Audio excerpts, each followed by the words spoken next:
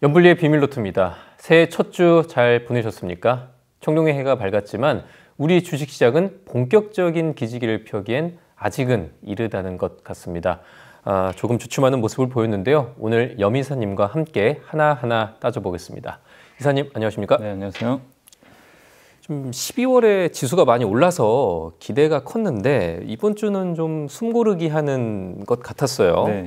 이슈에 좀 반응을 한 것 같은데 이번 주 어떤 일이 있었는지부터 좀 짚어볼까요? 네, 이번 주는 사실 첫날은 되게 좋았습니다. 첫날 이제 코스피가 그 52주 신고가를 한번 경신을 하면서 2,700에 좀 근접하는 모습이 나와서 많은 분들이 기대를 하셨을 텐데 다음 날부터 이제 미국장이 좀 급락을 했거든요. 그러다 보니까 미국의 기술주가 이제 좀 흔들리는 모습이 나오면서 그 충격파가 다음날 이제 우리나라 증시까지 영향을 줬고, 그래서 한국 증시는 코스피 기준으로 2,600을 깨버리는 그런 좀 모습이 좀 나오면서 변동성이 좀 컸고요. 다만 이제 금요일 들어선 좀 변동성이 완화되면서 약간 이제 회복하려는 모습이 좀 연출이 되기도 했지만, 어쨌든 이제 9주 연속 상승했다는 그런 부담과 더불어서 미국의 빅테크 기업들의 주가 급락, 또 FOMC 의사록이 공개가 됐죠. 거기서는 금리 인하 논의는 하는 것 같은데 도대체 언제 하는지가 명시가 정확하게 돼 있지는 않았죠. 그러면서 증시는 조금 그런 것들도 부정적으로 해석을 했고, 또 유가라든가 운임지수가 또 급등하면서 다시 한번 또 지정학적 리스크에 대한 부담으로 작용을 했던 것 같아요. 그래서 이번 주는 많은 분들이 기대감을 좀 안고 출발을 해준 건 맞지만, 다만 여러 가지 좀 악재들이 좀 중첩이 되면서 증시가 단기 조정을 좀 보였다라고 보시면 좋겠습니다. 목요일이었죠. FOMC 의사록이 공개가 됐는데 연준에 좀 생각을 읽을 수 있다 보니까 기대감이 컸는데, 시장에서는 올해 이제 6번 이상 금리를 내려주기를 기대하고 있잖아요. 네네. 근데 다만 그런 기대보다는 조금 실망감이 커진 분위기 같아요. 네, 그러니까 이번에 이제 FOMC 의사록에서는 구체적인 사실 정보가 없어요. 금리 인하를 뭐 몇 해 하겠다, 정확히 어느 시점에서 어떤 조건에 의해서 하겠다, 이게 명시가 안 돼 있고, 금리 인하를 한다는 논의는 있거든요. 네, 뭐 거기에 맞아요. 대해서 또 24년까지 금리 인하 하겠다는데 다 동의를 해요. 대부분 동의를 했는데 또 뭐라고 써 있냐면은 여전히 인플레이션 위험이 있다. 그러니까 한마디로 물가 상승률 목표치를 낮췄어요. 낮췄는데 여전히 인플레 리스크가 있기 때문에 2% 목표를 향해 꾸준히 그러니까 그게 물가가 낮아지기 전까지는 긴축 기조 또 이어가야 된다. 그러니까 사실 이게 앞뒤가 안 맞는 말이거든요, 사실. 그러니까 한쪽에선 금리 인하한다고 해놓고 2%안 가면 계속 또 긴축. 그냥 그대로 긴축 기조 유지한다는 얘기니까 금리 인상 안 멈춘다는 얘기로도 들릴 수도 있어요, 사실은. 그래서 증시에는 좀 부정적으로 작용을 했고요. 1월 달에 FOMC가 또 열리게 되거든요. 네. 1월 FOMC에서는 아마 얘기가 나올 거예요. 왜냐하면 만약에 좀 시장이 원하는 건 3월이거든요. 3월 FOMC에서 금리 인하를 한다면 1월 달에 먼저 언지를 줘야 됩니다. 예, 보통 그렇게 또 관행적으로 했기 때문에 그때 1월에도 언지를 안 준다면 시장의 기대감은 더 후퇴가 되겠죠. 뭐 6월이나 하반기로. 그래서 일단 공은 1월 FOMC로 넘어갔다라고 한번 생각하시면 좋겠습니다. 1월 FOMC가 1월 31일, 네. 1월 말에 열리게 되죠. 네. 그때 어떤 발언이 나오는지 잘 살펴봐야겠네요. 네. 2달간 이제 상승하던 증시가 좀 웅크러드는 모습을 보였단 말이죠. 이런 조정이 일시적일까요? 일단은 이제 일시적으로 좀 보고는 있어요. 왜냐하면 이제 그 증시가 올랐던 이유는 지금 실적이 좋아서 오른 건 아니고요. 금리 인하 이제 시장이 베팅을 한 거죠. 금리 낮아지면 주식 가치가 올라갑니다, 사실. 그래서 그로 인해서 11월, 12월에 큰 폭의 주가 상승이 나왔는데, 그 상황에서 실적이 뭐 이렇게 좋아지거나 그런 모습들은 연출이 되진 않았죠. 왜냐하면 아직 실적 발표를 안 했기 때문에 실적 시즌이 이제 다가오거든요, 한국 같은 경우도. 그래서 시장은 이제 다시 한번 실적을 좀 검증하고 싶다. 근데 실적을 검증할 때까지 시간이 좀 필요해요. 근데 이 상황에서 좀 주식시장 9주 연속 올랐는데 쉬고 싶은 거죠. 좀 쉬어갈까 하는 분위기가 갑자기 형성이 됐고, FOMC 의사록 보니까 더 명확해진 거죠. 아, 이거 금리 인하 우리 너무 앞서간 것 같다. 그러면서 주가가 더 이렇게 연초부터 우리 예상보다 훨씬 좀 많이 빠지는 그런 흐름들이 나왔는데, 근데 이제 여기서 그러면 일시적이냐 장기화 될 거냐. 방금 제가 드린 말씀은 그런 이제 이런 여러 가지 이슈들 때문에 빠진 건 맞지만, 이거 가지고 구조적으로 주식시장이 빠지는 건 아니거든요.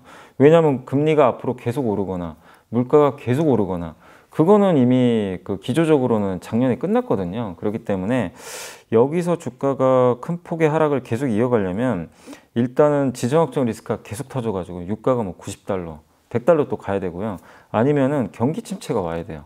근데 지금 미국의 고용 지표도 그렇고 이렇게 최근에 흐름들 보면은 여전히 뭐 미국 시장 그 경기에 큰 문제는 지금 아직 보이질 않고 있거든요. 그러니까 그런 조건들이 있어야 구조적인 하락인데 그것도 아닌 상황이죠. 그러니까 결국 지금 시장은 결국 좀 많이 오른 상태에서 재료가 소진되면서 단기적인 조정을 받는 거지 구조적으로 빠지는 그런 장세는 아닌 것 같다라고 좀 한번 보시면 좋을 것 같습니다. 먼 길을 떠나려면 잠시 쉬는 것도 네. 필요하니까요.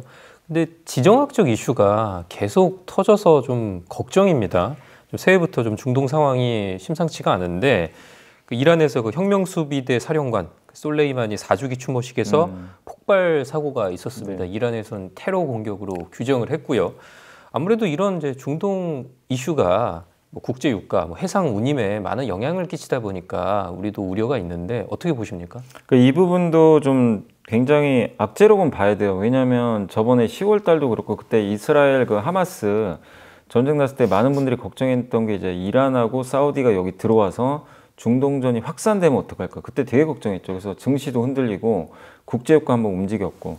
근데 한 달 후에는 사실 아무 일이 없어 버렸고 유가 오히려 급락했잖아요. 그러면서 시장이 이제 안도 랠리가 또 나왔는데 지금도 약간 비슷하거든요. 그때 그런가? 그래서 일단은 뭐 이스라엘이 했는지 그건 우리가 알 수는 없지만 이란이 지금 쉽게 물러날 지금 분위기는 아니거든요. 그래서 좀 시간이 좀 걸릴 것 같아요. 상당히 중요하지만 현실적으로 그렇게까지 뭐 확전이 될까라는 의견은 그렇게 많지는 않은 것 같습니다. 근데 이게 이란이 왜 중요하냐면 원유 시장에서 이란이 원유 수출을 지금 꾸준히 하고 있거든요. 이게 하루에 한 100에서 150만 배럴 정도가 일단 이란이 원유 수출을 하고 있다고 합니다. 근데 만약에 이거를 이란이 수출을 안 해버리면 자동 감산 효과가 생겨버려요. 오펙에서 지금 요즘에 좀 감산이 제대로 안 되고 있잖아요. 근데 이란이 이런 식으로 감산을 해버리면 어떻게 보면 공급 이슈가 생겨서 유가는 또 튀는 거죠, 위로.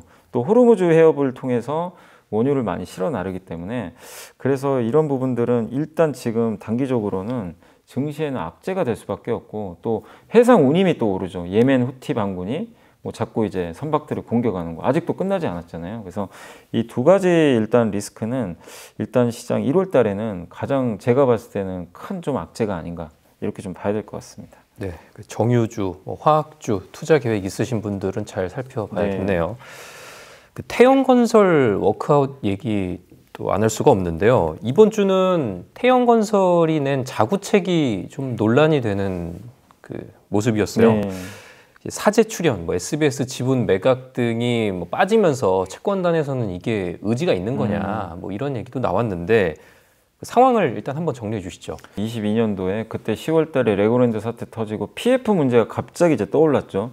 사실 작년에 또 금리가 한번 확 올랐잖아요. 그러다 보니까 결국 이제 PF가 좀 많았던 쪽에서 좀 터졌는데 사실 PF라는 것도 어쨌든 이제 대규모 공사를 하기 전에 돈을 먼저 모은 다음에 이제 착공 들어가서 거기서부터 이제 출발을 하는 건데 이 태영건설 같은 경우는 미착공이 좀 많은 것 같더라고요. 그러니까 이게 어쨌든 건설만 들어가면 어느 정도 나중에 또 자금 회수 가능한데 들어가기도 전에 지금 이제 미착공이 되고 이게 언제 또 착공될지도 모르고 브릿지론 단계에서 네. 안 된 사업장들이 그죠? 많다는 거네요. 네. 그러다 보니까 근데 이것도 신용 보강을 보통 이제 태영건설 같은 건설사들이 또 하다 보니까 자기가 떠안는 거죠, 사실은.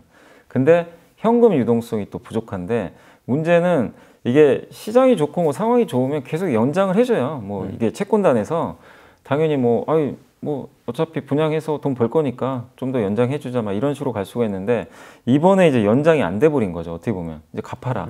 네. 보통 이제 회사들이 채권 발행해서 1년 후에 만기 돌아오면은 갚기보다는 또 재발행하잖아요. 롤오버해서 그냥 계속 이자만 내면서 그게 사실은 좀 많은데 어떻게 보면 그게 이제 끊어져 버린 거죠. 당장 돈 갚아라. 근데 현금은 없어요. 그러니까 이제 태영건설 이제 그 워크아웃 신청을 했는데 문제는 채권단에서 요구하는 거는 어쨌든 이제 태영건설 워크아웃을 하면서 갖고 있는 자산들 매각해서 현금 할 건 해라 이건데 지금 TY 홀딩스죠 거기가 지주회사가. 근데 여기서 태영건설은 일단 버리는 느낌이에요 완전히 지금 분위기가. 근데 SBS가 좀 알짜잖아요. 그렇죠. 이거는 못 넣겠다. 근데 채권단에 SBS를 약간 내놔라. 이거 알짜를 팔아서 어쨌든 이제 현금화해서 좀 정상화해야 된다. 근데 이제 거기에 대해서 지금 대주주는 또 반대하고 있는 입장이고, 그래서 결과가 어떻게 될지 아직은 모르겠습니다. 어쨌든 핵심은 그만큼 지금 금리 인상 여파로 그 금리가 많이 올라간 상태에서 분양도 잘 안 되고, 거기다가 지금 아파트 공사비는 굉장히 많이 올라가 있거든요. 일각에서는 지금 나오는 얘기가 롯데건설, 또 동부건설, 신세계건설 이런 기업들도 좀 위험하다라는 얘기가 나오는데, 롯데건설은 발빠르게 지난 이제 그 금요일 날 얘기를 했거든요. 우린 문제 없다, 우리는 괜찮다 이렇게 했지만 시장은 사실 아직은 못 믿고 있거든요. 부채가 좀 많기 때문에. 그래서 관건은 이제 태형건설은 드러났는데, 지금 중요한 게 드러나지 않은 이런 사업장들. 태형건설이 도급 순위가 16위 예, 굉장히 큰 정도잖아요. 회사죠. 그러니까 16위보다 이제 안 되는 중견 건설사들, 중소형 건설사들 입장에서는 굉장히 걱정이 많겠어요. 걱정이 많죠. 여기가 만약에 무너지고, 또 이것뿐만이 아니라 롯데건설도 굉장히 큰 회사인데, 그렇죠. 여기도 좀 부채가 많고 PF 많은 회사들이 상당히 많아요. 대형사들도.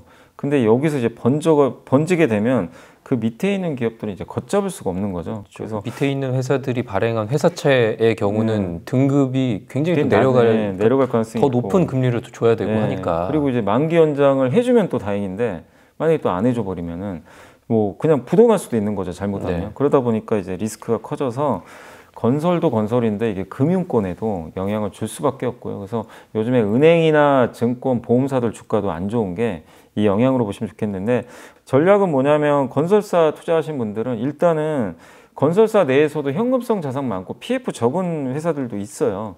그런 쪽으로 조금 약간 피신을 해놓는 게 지금 필요할 것 같습니다. 왜냐하면 무슨 일이 발생할지 지금 아직 아무도 알 수가 없기 때문에 불확실성에는 조금 더 대비는 하셔야 될 것 같습니다. 알겠습니다. 큰 문제 없이 넘어가면 네. 좋겠는데요. 삼성전자 얘기해 보겠습니다. 8만 전자 넘기기가 참 힘들어요. 이게 코앞에서 후퇴했는데, 증권사에서 분석을 해보니까 이제 개인 투자자들의 평균 단가가 7만 6천 원 정도라고 하더라고요. 물타기라고 하죠. 이제 계속 추격 매수하는 분들이 좀 있었다는 뜻이겠죠? 일단 이게 원래는 예전에 가장 많이 샀던 게 8만 원 한 초반대가 가장 많았었어요. 과거에는 한 2년 전이죠. 근데 그때 9만 6천 원까지 갔다가 주가가 22년도에 5만 1천 원까지 빠졌거든요. 그러니까 이제 그 빠지는 과정에서 물론 나가신 분도 계시겠지만 대부분은 물타기를 많이 하신 것 같더라고요. 꾸준히 이렇게 그 태우신 거죠, 자금을. 그렇죠. 예, 물려 있다 보니까. 근데 어찌됐건 우여곡절 끝에 이제 1년 뭐 반 만에 지금 본전이 회복이 된 거죠. 그래서 7만 6천 원 정도로 평균 단가 나오는데 고민되는 거죠. 그렇죠. 예. 그래서 신문 기사 보니까 손절하려고 했다가 지금 회복되니까 다시 매수해야 되나 또 더 사야 되나 고민하는 분들도 되게 많으신 것 같은데, 분명한 거는 지금 업황이 개선되고 있고요. 또 많은 증권사에서 올해 지금 목표 주가를 다 올리고 있어요. 뭐 많게는 10만 원 이상까지 좀 올리고 있기 때문에 반도체 업황을 보고 저는 판단하셔라 이렇게 말씀드리고 싶어요.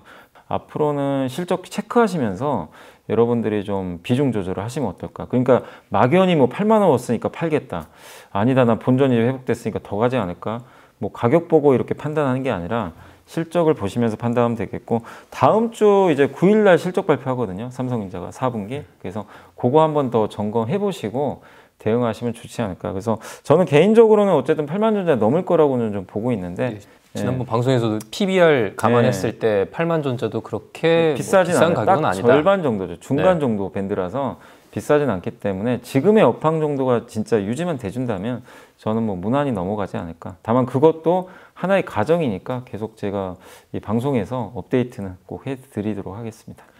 네, 윤석열 대통령이 올해 증시 개장식에 참석했어요. 현직 대통령 중에선 처음이라고도 하는데, 여기서 몇 가지 말들을 남겼는데, 뭐 금투세 폐지, 상법 개정, 공매도 개선. 그러니까 코리안 디스카운트라고 하잖아요. 그러니까 우리 증시의 저평가, 이 문제 해소하겠다는 건데, 사실 뭐 선거도 있고 뭐 정치적 수사일 수도 있고 어느 정도 이제 현실화될지도 모르고 효과는 불투명한데 어떻게 보십니까?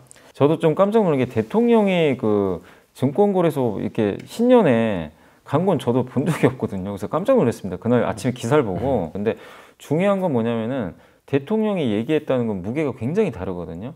그렇기 때문에 전 무게감을 봤을 때는 일단 지금 정부 여당 쪽에선 이걸 좀 밀어붙일 가능성이 저는 굉장히 크다. 그렇게 보면 주식시장에는 굉장히 호재가 될 수밖에 없죠. 왜냐하면 일단 공매도도 근본적으로 개선할 때까지는 무기한적으로 금지시키겠다. 그럼 이게 제도 개선이 되면은 어쨌든 약간 기울어진 운동장이 조금 이제 평평해질 수 있거든요. 개인들이 좀 불리하잖아요. 그 자체로도 당연히 코리아 디스카운트가 일단 해소되는 거고, 두 번째가 이제 금투세죠. 네. 이 세금이 어쨌든 5천만 원 이상 이제 벌게 되면 내년부터는 세금을 내셔야 돼요. 양도세를 내야 되는데. 이게 시행된 법은 아니고 네. 이제 2020년에 도입됐는데 네. 그걸 이제 하지 않겠다라는 거죠. 네, 그래서 요거를 어쨌든 이제 민주당에서는 근데 지금 금투세 예정대로 시행해야 된다 뭐 이런 얘기도 나오는데, 어쨌든 올해 계속 논란이 있을 것 같아요. 근데 이거는 국회에서 결론이 나야 되거든요. 법을 바꿔야 되니까. 그쵸. 만약에 금투세를 만약에 이제 이게 25년부터 또 시행하는 거를 안 하게 된다라면은 개인 투자분들 입장에서는 세금을 안 내도 되니까 당연히 주식에 대한 이제 유인 효과가 또 생길 수밖에 없고요. 저는 근데 이 중에 제일 중요한 게 상법 개정으로 봐요. 이게 뭐냐면 382조 3항에 이사는 회사를 위해 직무를 충실하게 수행한다 이렇게 돼 있거든요. 여기에 회사와 모든 주주, 그러니까 모든 주주를 넣어달라는 거죠. 모든 주주는 뭐죠? 소액주주죠. 예, 그렇게 되면 함부로 할 수가 없다는 거죠. 그럼 주주 가치를 떨어뜨리는 일을 할 수가 없어요. 그러니까 예를 들면 소액주주 가치를 떨어뜨리는 대표적인 것 중에 하나가 쪼개기 상장이죠. 예. 근데 이게 아직은 법적으로 뭐가 안 돼 있거든요. 근데 이걸 넣어버리면요, 각종 집단 소송이 가능해져요. 그럼 법원에서도 이 상법이 이렇게 돼 있으니까 소액주주 손을 들어줄 수밖에 없는 거. 이거 주주가치 훼손했네. 그래서 이게 되면 진정한 코리아 디스카운트가 해소되는데, 이 얘기를 꺼내셨거든요. 어쨌든. 그래서 저는 사실 세 개 중에서 제일 중요한 건 상법 개정이고, 이게 뭐 어떻게 될지 모르겠습니다만은 대통령이 일단 꺼냈기 때문에 저는 이거를 어쨌든 지키려고 하지 않을까. 그래서 저는 한번 제발 뭐 저 개인적으로도 이 상법 개정은 꼭 한번 좀 됐으면 하는 그런 바람이고, 대통령의 얘기가 나왔기 때문에 올해 이런 이슈들이 계속 좀 나와서 이게 공론화돼서 꼭 한번 개선이 되면 우리나라 디스카운트는 해소되지 않을까, 이렇게 좀 판단을 하고 있습니다. 네, 근데 이게 또 국회를 통과해야 되는 부분이라 네, 지금 올해 선거도 있고 해서 이게 국회가 어느 정도까지 잘 돌아갈지는 잘 모르겠습니다. 일단 이번 주 외국인과 기관, 개인들 매수 종목과 상승한 업종 정리해 볼까요? 먼저 이번 주 외국인들이 많이 매수한 주식 10개 종목을 살펴보겠습니다.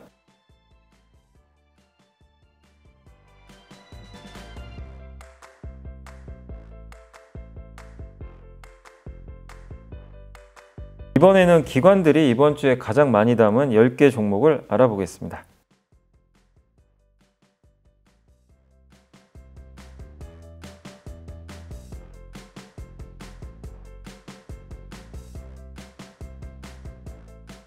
이번에는 개인들이 이번 주에 가장 많이 산 주식 10개 종목을 살펴보겠습니다.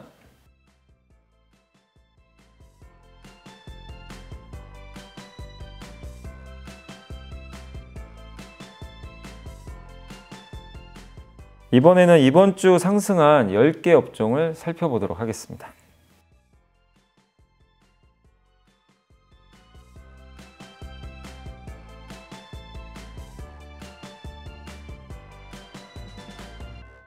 이사님, 이렇게 상승한 업종 중에 좋은 흐름이 더 이어질 수 있다고 생각하는 분야, 어떤 분야입니까? 많이 올랐던 섹터 중에서는 이제 정책 이슈로 올랐던 업종이 우주항공 쪽이 있습니다. 이제 우주항공청 설립 얘기가 좀 나오고 있잖아요. 그래서 네.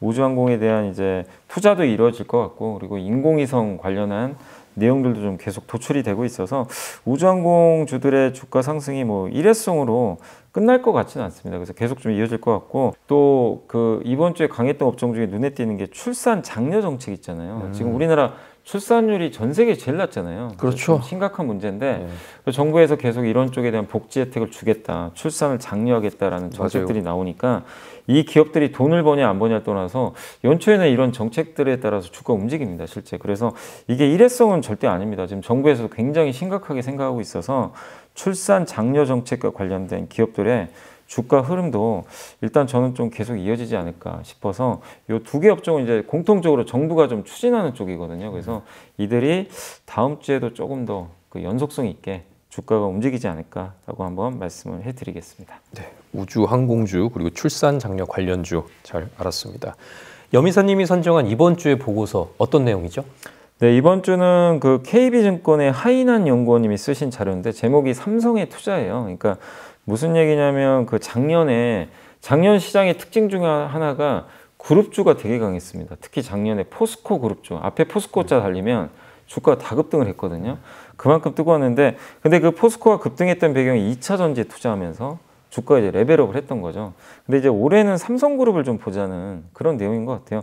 왜냐하면 삼성이 얼마 전에 그 미래사업 기획단을 신설을 한 거 아마 맞아요. 기사 통해서 보셨을 거예요. 이게 사실 이건희 회장이 예전에 그 추진했던 2009년도로 알고 있는데, 그때도 신사업 이제 추진단을 발표를 했고 5개에 대해서 이제 그 뭐 그때 태양광도 있었고 바이오도 있었고 2차전지도 있었거든요. 그걸 육성을 하겠다 해서 실제 그 중에 성과 난 거는 물론 이제 바이오랑 2차전지가 좀 성과를 났는데, 그거를 이제 이재용 회장이 이제 꺼내 든 거죠. 우리도 이제 이쪽에 한번 투자를 새롭게 한번 해보겠다. 근데 아직은 구체적으로 뭘 할지는 나온 건 아니에요. 업종 자체가 나오진 않았어요. 나오진 않았고 미래사업 기획단 신설한다라고 했고, 그리고 삼성이 그동안 현금성 자산을 많이 쌓아놨거든요. 그래서 삼성 디스플레이가 또 12월 달에 약 10조 원의 자본준비금을 이익 잉여금으로 바꿨는데, 이걸 바꾸게 되면은 항목상 이 잉여금 가지고 당연히 설비 투자도 할 수도 있고요. 아니면 주주들한테 배당도 줄 수가 있어요. 주주 환원도 하겠다. 그러니까 약간 이제 두 마리 토끼를 잡겠다는 거죠. 투자도 하면서 주주 가치도 같이 올려주겠다. 그래서 그런 기대감도 하나 또 가져볼 수 있을 것 같고, 그리고 삼성의 투자가 그러면 어디로 향할 거냐, 여기에 대해서 이제 관심들이 많은데, 일단 자동차 전장 부품 쪽이 좀 있을 것 같고, 근데 이분이 쓰신 자료에는 2개가 더 들어가 있어요. 하나가 그 바이오 쪽 있죠. 삼성 바이오로직스가 이제 그 바이오 위탁 사업을 하고 있는데, 아마 이쪽에 대한 투자가 더 늘어날 것 같다라는 내용도 일부 좀 담겨 있고, 그다음에 요즘에 온 디바이스 AI라는 용어 많이 들어보셨을 거예요. 뭐 삼성이 갤럭시 스마트폰에 AI 이제 탑재하는 거죠. S24에 탑재한다고 하죠. 그래서 요게 아마 집중적으로 삼성이 좀 투자하는 분야가 좀 되지 않을까. 그러니까 갤럭시랑 AI 반도체랑 접목을 해서 온 디바이스 AI 쪽에 좀 힘을 실어주지 않겠냐. 이런 좀 약간 기대감들도 나오고 있는 것 같습니다. 그래서 반도체 쪽은 삼성그룹에서는 당연히 삼성전자고요. 그 다음에 바이오 쪽은 삼성바이오로직스, 그 다음에 자동차 전장 사업 관련해서는 삼성전기, 이렇게 해서 이 3개 기업이 아마 투자가 들어가면서 집중적으로 좀 수혜를 받지 않을까 하는 그런 내용이니까 한번 보고서를 소개를 한번 해드려 봤습니다. 네, 삼성의 먹거리 앞으로 주목해야겠습니다. 토요일 연불리의 비밀노트 여기까지입니다. 일요일에 다시 뵙겠습니다. 애플이 연초부터 급락한 게 화제였어요. 근본적인 이유는 아이폰 15 판매량과 아이폰 16이 나온다고 해서 뭐 달라질 건 없는 것 같다. 이제 아이폰 갖고는 안 된다는 게